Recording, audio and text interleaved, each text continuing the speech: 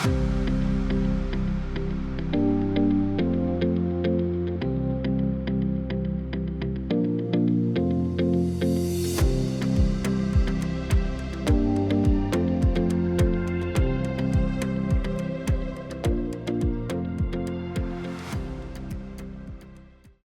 to Day 82 on the Trail.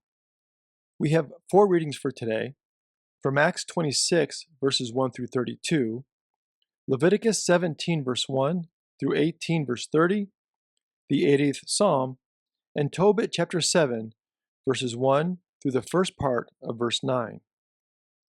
In Leviticus 18, we find a number of laws dealing with sexual sin and regulations regarding incest. Also, in the way that these laws are presented, we also find clues to better understand a passage that we read earlier.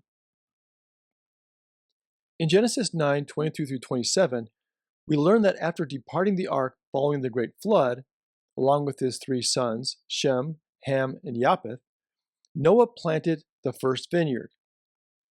With grapes from this vineyard, Noah produced wine and became drunk. Now, as a result of his intoxication, we find this story in Genesis 9, beginning in verse 22. And Ham, the father of Canaan. Now note quickly here that Ham's son is specifically mentioned here as a bit of foreshadowing. And Ham, the father of Canaan, saw the nakedness of his father and told his 2 brothers outside. Then Shem and Japheth took a garment, laid it on their shoulders, and walked backward and covered the nakedness of their father. Their faces were turned away, and they did not see their father's nakedness. Now when Noah wakes up and learns what Ham has done, he punishes Ham's son, Canaan. In verse 35, "Cursed be Canaan, lowest of slaves shall he be to his brothers." This raises a couple of important questions.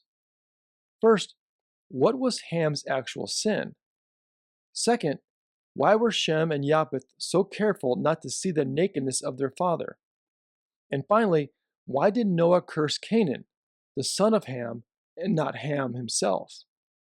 I believe this is where Leviticus 18 might be helpful to answer some of these questions. According to Leviticus 18, verse 7, "You shall not uncover the nakedness of your father, which is the nakedness of your mother. She is your mother. You shall not uncover her nakedness." Here, Leviticus is specifically talking about incest, having a sexual relationship with one's relatives. If this euphemism, the nakedness of your father, is applied to Genesis 9:22, perhaps the sin committed by Ham may have been more specifically related to his mother, Noah's wife. This may also explain why Shem and Japheth are so careful not to look upon their father's nakedness, that is, their mother. Therefore, it is possible that the sin actually committed by Ham was not seeing his father's nakedness, but incest involving his mother. This would also explain why Canaan is punished by Noah instead of Ham. As we saw earlier in Genesis 2, in the story of Adam, Eve, and the serpent in the Garden of Eden, there is a strong punishment fits the crime theme running throughout Genesis. We are taught that God is just.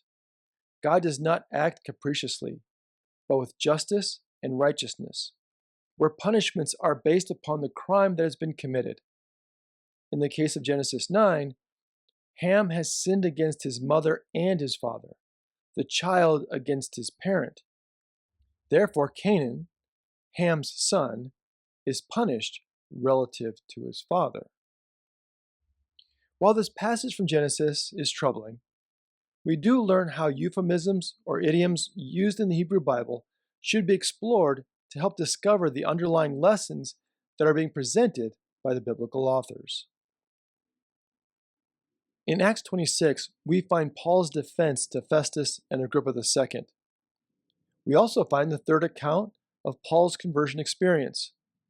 In this retelling of his encounter with Jesus, Paul describes his persecution of Christians prior to his conversion in much harsher terms, claiming he was furiously enraged at them.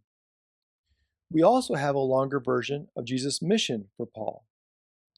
In verse 18, Jesus says to Paul that he is to open their eyes so that they may turn from darkness to light and from the power of Satan to God, so that they may receive forgiveness of sins and a place among those who are sanctified by faith in me. Paul then tells Agrippa and Festus that he was simply being obedient to this vision of Jesus by spreading the message of repentance and turning to God to both Jews and Gentiles. It was for this reason that he claims that he was being arrested by the Jewish leadership. To this, Festus replies, "You are out of your mind, Paul. Too much learning is driving you insane." But Paul said, "I am not out of my mind, most excellent Festus, but I am speaking the sober truth.